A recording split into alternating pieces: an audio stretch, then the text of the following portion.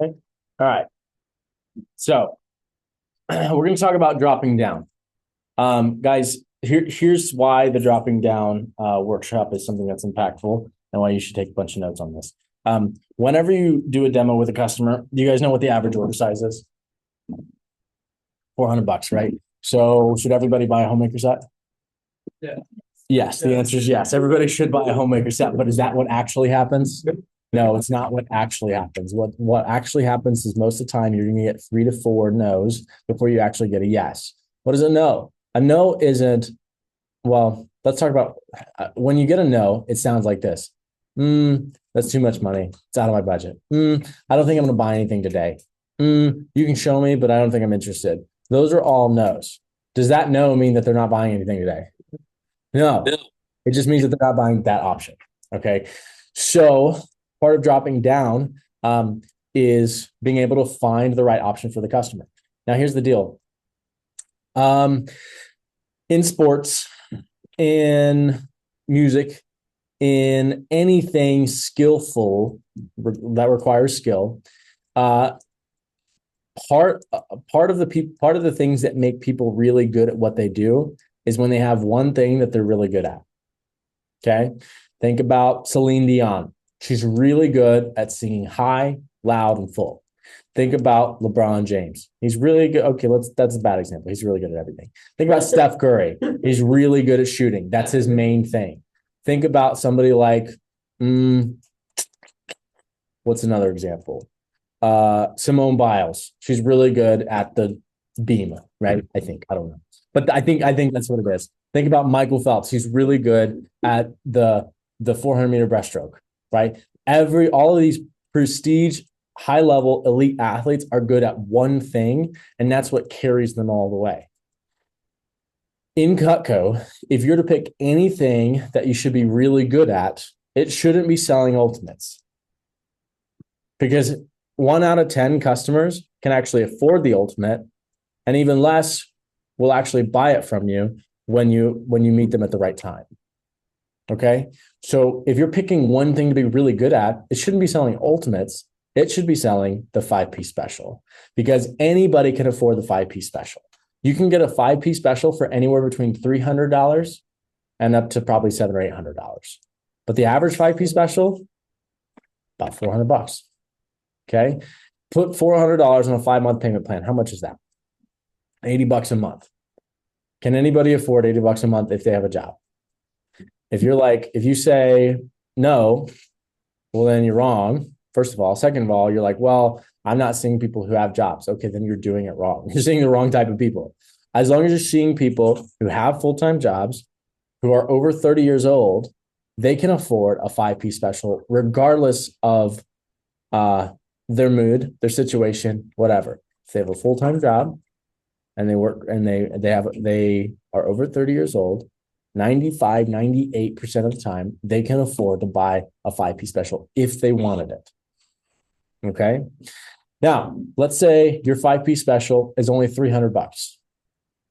You're like, well, Steven, I'd rather sell a homemaker. Yeah, I'd rather you sell a homemaker too. But what's the reality? You're not going to sell a homemaker on every demo, but what can you do?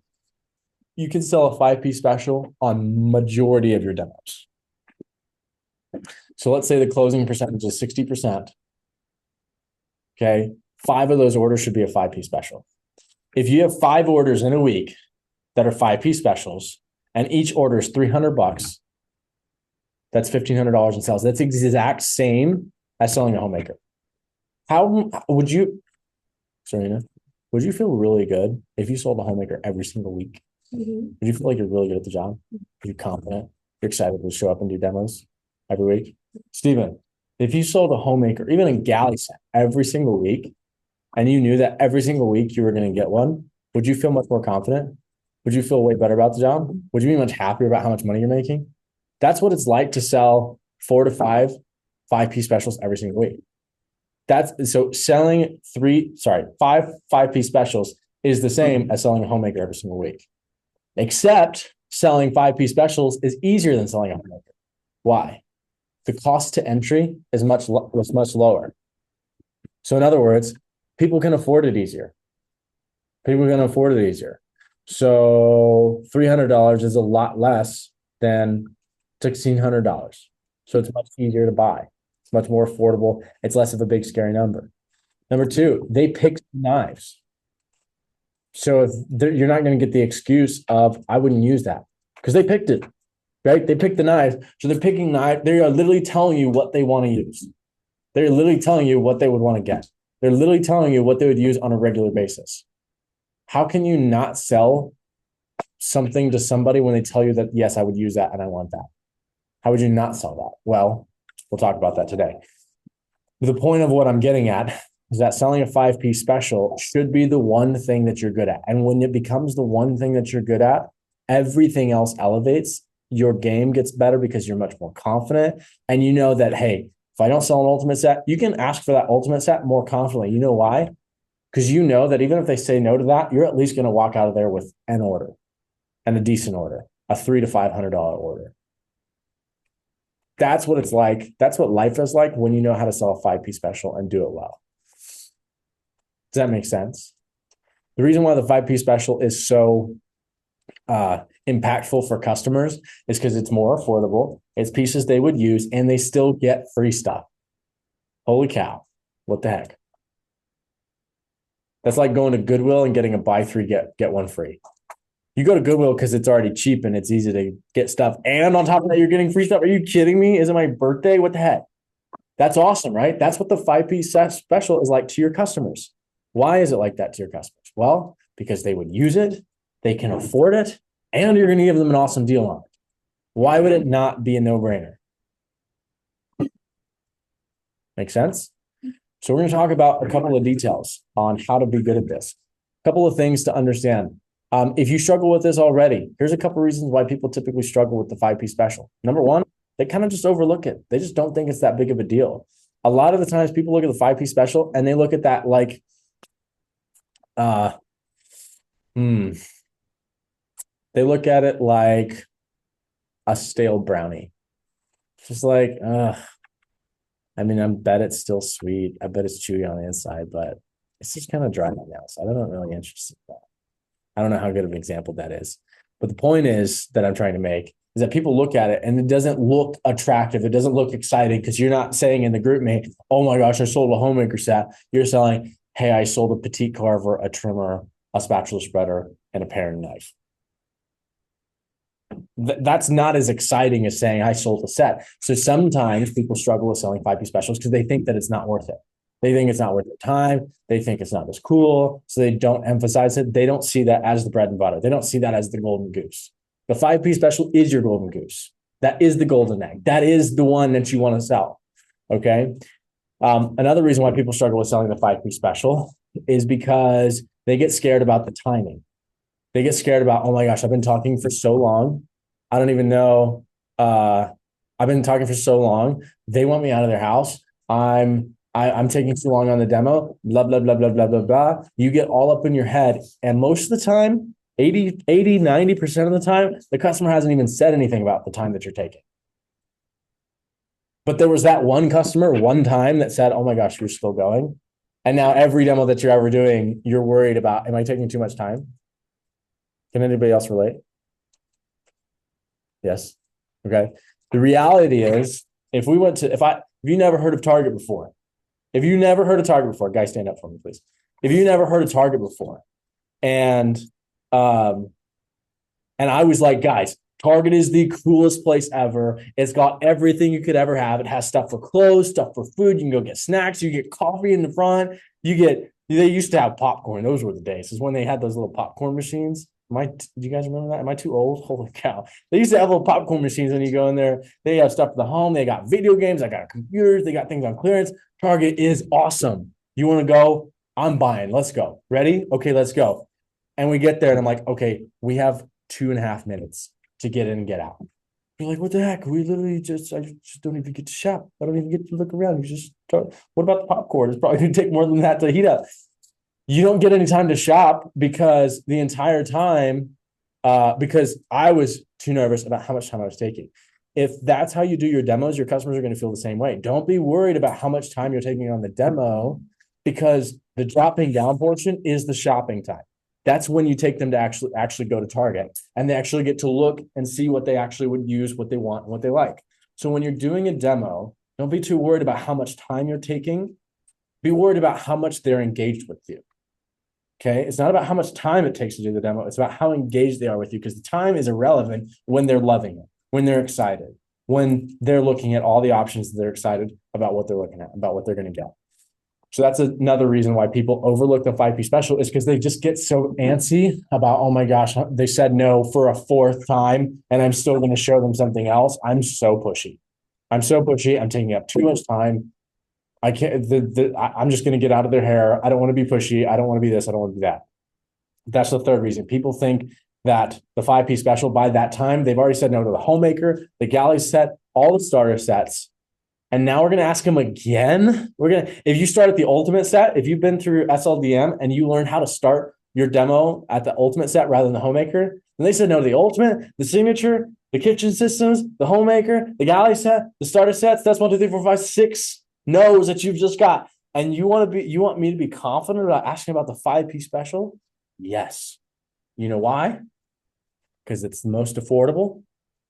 They're knives that they literally picked out saying, I would use this, and you're giving them free stuff. Why would it not be the best option for them? That's why the 5P special is so powerful, is because it gives them that option. Now, the reality is, here's something that I thought as a new rep. I was like, well, why don't we just start with the 5P special? Well, because no is a gut reaction. I can't tell you how many times I go throughout my week and somebody's like, would you like to? I'm like, no, I'm good. Hey, would you like to? No, I'm good. Right? Like literally today, I was at lunch with a pastor from church. We go to 575. Hey, do you want to start with appetizers? No, we're good. We didn't even look at the appetizers. There might have been a special deal where it was like, buy one pizza, get another free. And we were like, yo, that's sick if that was a deal. But guess what? We didn't even look. We just said no, because why? People's gut reaction is to say no, right? So you got to understand that when you start out, why do we start with the homemaker? Well, number one, it is the best set. Well, I'd take that back. The ultimate set is the best set, but the homemaker is the best value for the average family. But it's okay. We're not really surprised if they say no, because what's everybody's gut reaction? No. None. Later at lunch, the lady came by and said, hey, would you guys like to have some dessert? Nope, we're good. We're good. Nope, we're good. Right? Point is, we say no just normally. That's just what people do. So we start with the homemaker, because that's where we're going to get our first no. And as we keep going down, what starts to happen? What starts to change? They start to think differently. They start to say, well, I know I said no before. I said no to that option. But for this option, that seems like a way better deal than that first deal. Right? Think about the psychological difference between seeing a $1,600 order and a $350 order for your customer, and them saying, they're kind of just brainwashing, saying no to the homemaker. Just like, no, we're good. Okay, galley set. Oh, we're good. Okay, starter sets. And you're like, wow, that's a lot cheaper. Wow, I can get my 5 favorite knives for a third of the price, a fifth of the price. And I get the shears too. Okay, deal. That's what happens psychologically. So why do people struggle? They overlook it. They don't think it's a good option. They rush it. They don't take the time. And then, what was the last one? I think a really good deal. Actually, didn't you just see that? Yeah. Actually, no, there's a gut reaction. Yeah. We'll have to go back and look at the recording. I can't remember. The point is, that's why people struggle with, that's why people overlook and don't emphasize the 5P special. But why should you? Because it's the most affordable. They pick out the pieces that they want, and they're going to go for that. So here's 3 things that I definitely want you to write down. I want you to write these 3 things down for sure. Number 1, dropping down the 5P special. A couple mental things for you. It's okay to sell pieces. Write it down, even if you know it, even if you're smart, even if you're the best rep we've ever had. I want you to remember that it's okay to sell pieces. Pieces add up like, no, I can't say that word. Pieces add up like crazy. Okay. Pieces add up like so fast. So it's okay to sell pieces. Number 2, write this down. It's more affordable to most customers. It is affordable to most customers. If somebody doesn't have a dime in their pocket, is that affordable to them? No. So then why are you seeing them? I get it. Sometimes you can't always tell. You can't always tell somebody's financial situation. That's okay. But for most customers, it's affordable. The third thing that I want you guys to write down and understand about the 5P special, the 5P special helps to minimize promise orders. How many times has anybody ever heard a customer say, "Oh, I'll buy that, call me back next week"? Raise your hand. I'm still waiting on a couple of those orders. Yeah, they're not going to come. I promise you that 99% of the time, those orders don't actually come around. The reality is that's a promise order based off a feeling that they had in the demo. And if you don't capitalize off that feeling goes away as soon as you walk out the door, right? You guys know that buying is an emotional experience. If you go to Target and you're in a terrible mood, are you buying? Well, I guess it depends. If shopping is like your thing where you like make yourself feel better, maybe you buy more when you're in a bad mood, right? Or if you're just in a pissy mood and you're like, you don't buy much because you're just like, I just want to go home and get out of here, right? Buying is an emotional experience. So you will buy more or buy less based off how you feel. That's my point, right? When you're on the demo with a customer, you build rapport, you're telling stories, you share jokes, you're cutting up food, you're making them laugh. They're having a great time. Their emotions are here. And when you walk out that door, those emotions go back down here, back to normal every day.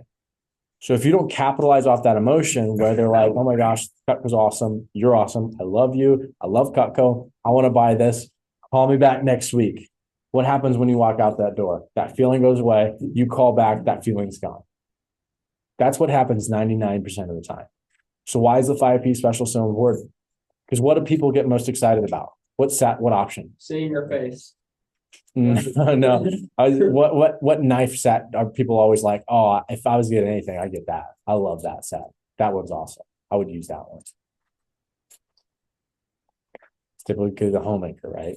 It's typically a galley set or a homemaker. Everybody loves those sets, but they don't get it. Why? Because they think that they can't afford it, or they think that they wouldn't use all those pieces. So what does the 5P special do? It allows them to get their 5 favorite knives from the set at a price that they can't afford today, and they still get their favorite free piece or their favorite item for free. How is that a deal that somebody can refuse? I'm not saying you're going to sell 100% of the time, but you're going to sell way more often. So the three things is it's okay to sell pieces, it's affordable to most customers, and it helps minimize promise orders. Cool? Okay. Questions thus far? I got some more goods for you guys, and then we'll wrap up. So let's talk about selling pieces. How do you sell pieces and smaller sets? Number one, when they say no, don't hate on the customer. If they're like, I'm just going to buy these 4 pieces, don't be like, oh, okay. Don't be like, oh, that's it. Oh, okay. Is that all you want? Don't be like that. Okay, that's so lame. Be happy for them. Oh, Ms. Jones, you're going to love all 6 of the paring knives that you're getting. You're going to love these. They're the sharpest thing. Everybody loves them. Our paring knives are awesome. Be happy for them. If they say no, when you drop down, what's the first thing that you should say when they say no? Okay, well, you be like this set. No, that is wrong. That is wrong. Lily, what is it? Sorry, guy. Don't mean to pick on you, but that's not what you want to say. Lily, teach us. What do you say? Exactly. No worries. Is that maybe where I don't get sales? Well, no, that's probably not the only thing. But here's the thing. What you should say is no problem, Miss Jones. No worries. Totally cool. I say stuff like that too. Totally cool, Miss Jones. No worries. No problem. That takes the pressure off. No worries. Totally cool. Don't hate on the customer. Be happy for them. Okay. So you good, Serena? Okay, let's keep it together. So when they say no to you, just say no problem, no worries, move on. Okay. Whenever you're getting a no from a customer, buying is an emotional experience. So make sure that you keep the emotions high. As you're dropping down, your energy should go up. If you go down in sets, your energy should go up. As you drop down, your energy should go up. because you know that you're getting one step closer to the 5P special, which is your bread and butter. That's your thing. That's the thing that you're really good at. And when people say no to the homemaker set or any set, galley set, starter sets, it's typically one of two reasons.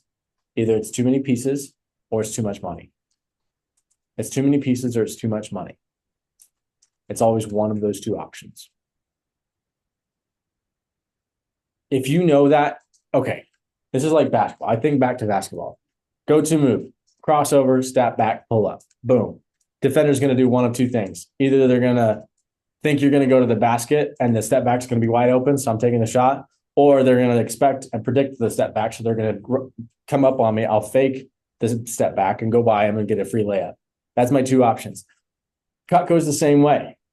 If they say no, it's one of two options. Either it's too much money or it's too many pieces. So if they think it's too much money, what am I going to do? I'm going to drop down and show them something cheaper. If they think it's too many pieces, I'm going to drop down and show them something smaller. It's very simple. If this is this, then do this. If this is this, then do this. So that's why selling pieces is so valuable, is because you know what to expect with your customer. You know it's always going to be one of two things most of the time. Occasionally you'll get something like, let me think about it, or let me talk to my husband or wife about it. That's an occasional thing. You should know how to handle that, but what's most often? Too many pieces, too much money. So selling pieces is great. It's really good because you should already know what to expect. You should be raising your energy because you're getting closer to your bread and butter, which is the 5P special. When a customer says yes or no, or no for whatever reason, you know it's going to be one of two things. So then you should know what to do if it's either one. So selling pieces should be your bread and butter because you know what to expect. You've done enough demos and you know how to do it. And you should be excited about it because when you sell pieces and you sell 5 orders for $300 per order, that's a $1,500 a week. And you just had the same as selling a homemaker every single week. So that's that. Let's go on to our next thing. Whenever you want to sell pieces, you really got to focus on the payments. Really got to focus on the payments. Don't focus on the full, pay in full. That's almost tertiary, almost just secondary, doesn't really matter. What really matters is the payments because it's more affordable when that's there. Whenever you're showing them pieces, and they said that the homemaker, the galley set, the starter set was out of their price range. You got to focus on the payments because it's more affordable. Does anybody know the price levels, except for Lily, the price levels on the payment plans? Like 1 month, like 1 month, 2 months, 3 months, 5 and months. Yeah, what's the price levels? I think doesn't it depend on how much the item is? You got to know. See, this is the type of stuff you got to know. You got to know if you're going to if you're able to put an order on a 5-pay, on a 3-pay, on a 2-pay, or a 1-pay. Oh, like isn't it? 100 is 2-pay. It's close. You're really close. Isn't it under 150 is 2-pay? No. No, 5 months is 400. that's right. So write that down. $400 equals $400 plus equals 5 months. If it's over $400, you can do a 5-month payment plan. If it's over $200, you can do a 3-month payment plan. And if it's over $70, you can do a 2-month payment plan. So $200 is 3 months. Yeah, $70 is 2 months. that's correct. If it's under $70, you can only pay in full. You got to know these payment plans because once again, if your bread and butter is going to be the 5P special, you need to be able to quote a customer what their payments are going to be. And you're like, well, I have the app. Okay, here's why you should know this. Yes, the app can tell you how much it's going to be, but here's why you should know this. If you're sitting at an order for $375, the 3-pay on that is going to be $125. And with Mrs. Jones, since we're in the pieces, what are we focusing on in terms of price? Pay in full or the payments? We're focusing on the payments. So if I look at that and I say, what's going to be a cheaper payment for Mrs. Jones? $125 on the 3-pay? Or can we add $25 to the order so we can put it on a 5-pay and turn that payment into $80 a month? Just by adding $25 to that bucks. See how that makes a difference when you actually know the level? So, Ms. Jones, is there any way we could add $25 more to the order? We could add two sheets, 2 or 3 sheets for your knives that you're getting, and that'll put you at $400. What that allows me to do is allows me to put it over 5 months. That way, instead of paying $125 a month for 3 months, you'll pay $80 a month for 5 months. How does that sound? Oh my gosh, that's so much better. Yeah, it is. Yeah, it is. Because whenever you're down there, you got to focus on the payments. Okay. Second thing on this, you got to have your 5 go-to knives.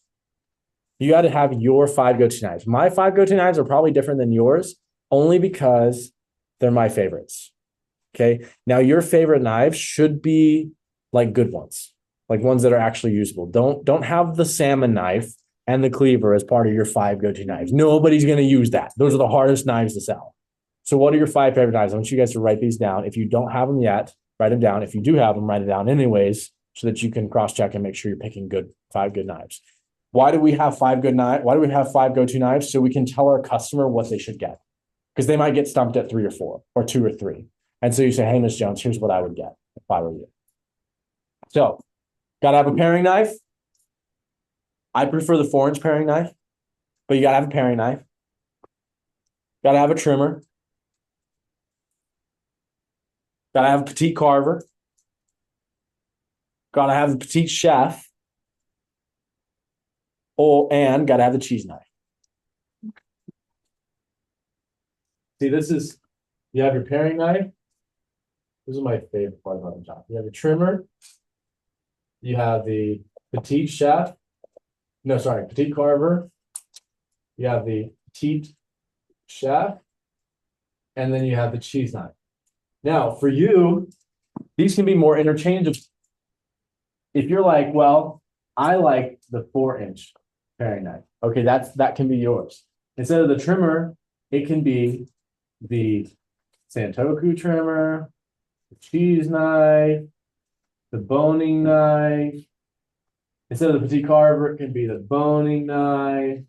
It could be the carver, like the Santoku carver. Petite chef, you could do the Santoku 7-inch or the 5-inch, or you could do the veggie chopper. You can interchange these with the cheese knife. You could do the spatula spreader. It's kind of like your auxiliary knife, spatula spreader, so on and so forth. So with your customer, you can interchange these based on what they would like or use more. But you yourself need to have these 5 go-to, because these are knives everybody would use. And if your customer wouldn't use the cheese knife but would rather use the spatula spreader, should you switch it? Absolutely. These are all interchangeable. But the point is you have 5 knives that are your go-tos, that if a customer is having a hard time coming up with something else, you could say, hey, Ms. Jones, this is really popular. This is my favorite. Here's why it's my favorite. Okay, so you got to have your 5 go-to knives. Make sense? Paring knife, paring knife, trimmer, petite carver, petite chef, and your cheese knife. Have you got that down? You got your 5 knives. Okay. Here's a phrase, a great phrase from the great Dante Reynolds. Dante Reynolds. Dropping down is the difference between good reps and great reps. Dropping down is the one difference between good reps and great reps. Dropping down is the one difference between good reps and great reps.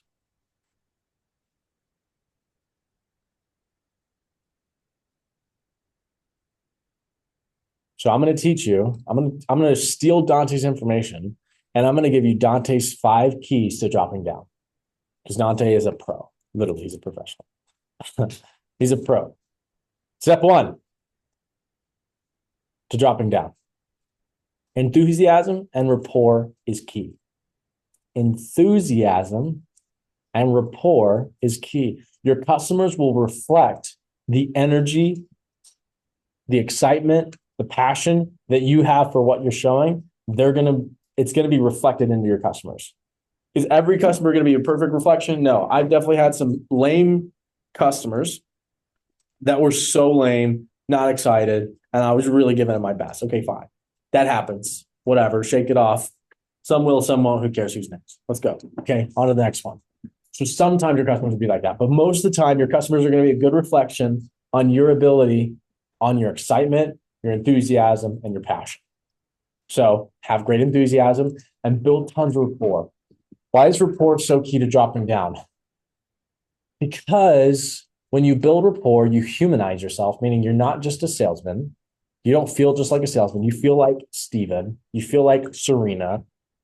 Okay. You're not just a salesman. That way, when you show them these other options, they don't feel like you're pressuring them because you're saying, Ms. Jones, you don't have to get anything. Let me just show you this option because I think this is going to be better. These are my 5 favorite knives, Ms. Jones. And this is what everybody loves. I think you're going to love this.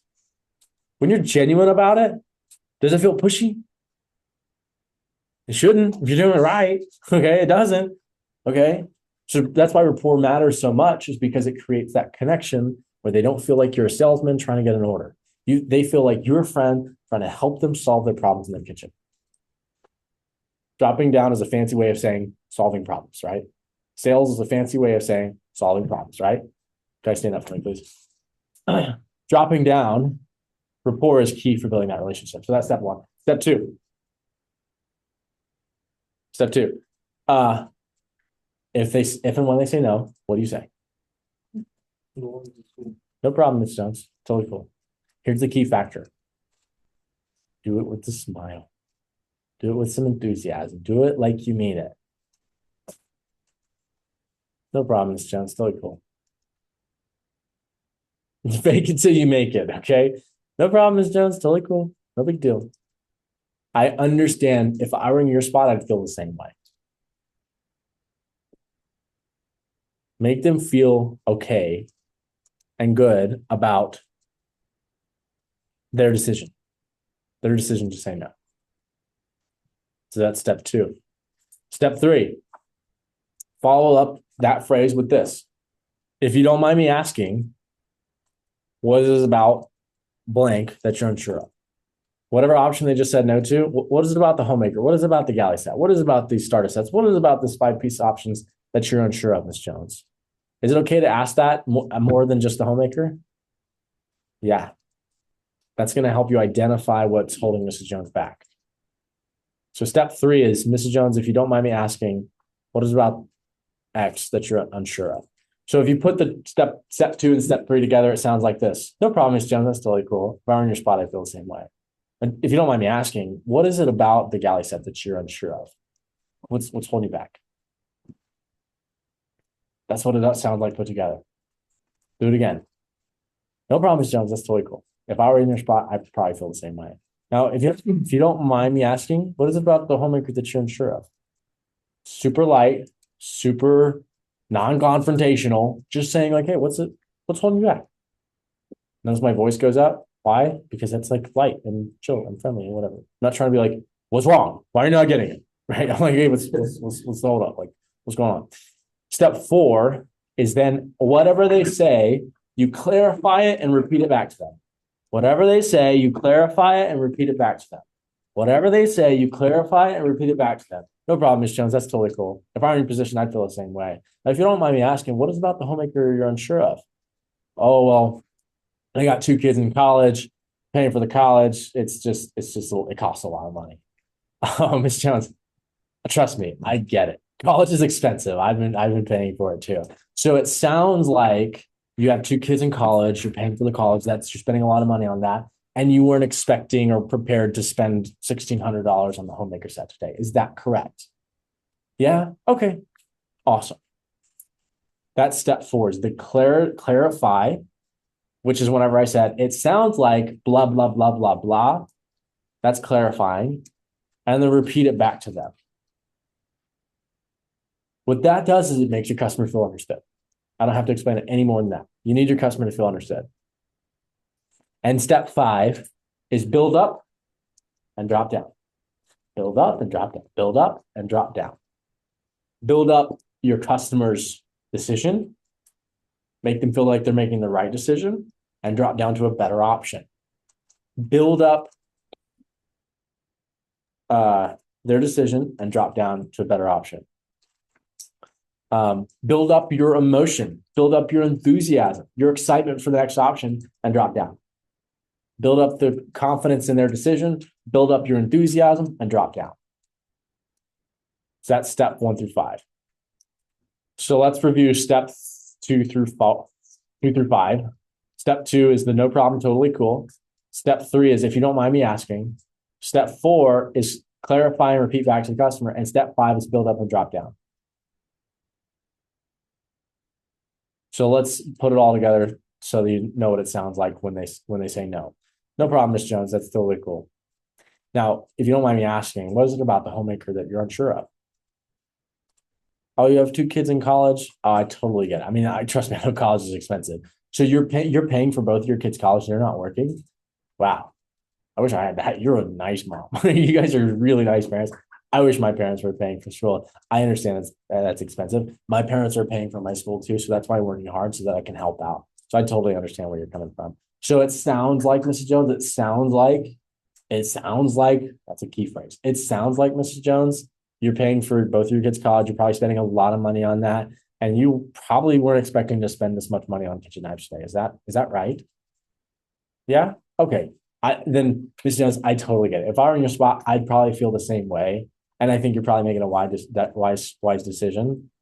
But just so you know, we do have a set that's a little bit smaller than this one. It's a few less knives for a lot less money. I think it might be a better option for you anyways. Do you mind if I show it to you just for fun? What are they gonna say? Oh, sure. Worst they could say is Sounds no. great. They're not gonna say no. When you put it like that, they're gonna be like, oh yeah, sure. You can show me just for fun. You can show me just for fun. Right? Where's the pressure coming from? Where's the need to sell? Where's this whatever?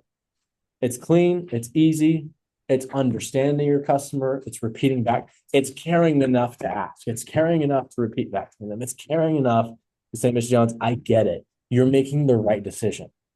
But just so you know, we do have a smaller option, and this goes on past the starter sets. Mrs. Jones, just so you know, the sets those are just our starter options. Can I tell you what most people do? Most people actually pick a couple of their favorite knives, and this is actually my favorite option. It's our special number 1. It's where you pick 5 knives, and I can still get you a really good deal. I think it might be a better option. Let me just show it to you just for fun, and if you don't like it, we can look at something else. No pressure. Just showing them it's the same process all the way down every single time. Step 1 through 5, no problem, totally full. If you don't mind me asking, what is about the set that you're unsure of? Clarify and repeat it back to your customer, and then build up their decision and drop down. Build up your excitement and enthusiasm and drop down to the next option. I want you guys to write down this phrase. This is your transition phrase. By the way, BTW, just so you know, BTW, just so you know, we have a set that's a little smaller than this one. We have a set that's a little smaller than this one. It's a few less knives for a lot less money. BTW, just so you know, we have a set that's a little smaller than this one. It's a few less knives for a lot less money. It's a few less knives for a lot less money. And I think it might be a better option for you anyways. We have a set that's a little smaller than this one. It's a few less knives for a lot less money. And I think it might be a better option for you anyways. I think it might be a better option for you anyways. Do you mind if I show it to you just for fun? Do you mind if I show it to you just for fun? So put it all together. By the way, Mr. Jones, just so you know, we do have a set that's a little smaller than this one. It's a few less knives for a lot less money. And I think it might be a better option for you anyways. Do you mind if I show it to you just for fun?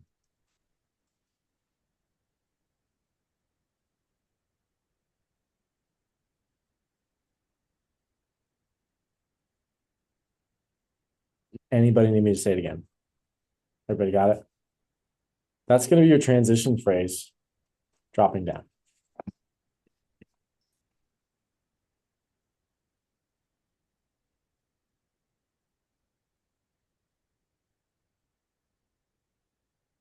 Questions?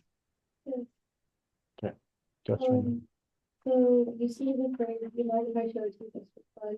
You show it to them, this is our whole knife set. Oh, okay, cool. They're interested, they're engaged, they're watching. So then, do you ask them again, even though after you said, like, Just I'm for just, fun. yeah, just for fun? Like, how do you? It's great. So even though you just said just for fun, you still ask. And how do you ask? Yes, you ask the exact same way, and it's not weird because number one, your job is to give them an opportunity to buy it, and just you're going to show it to them and give them an opportunity to sell it. They probably won't take it weird unless, and sometimes if they do, then here's how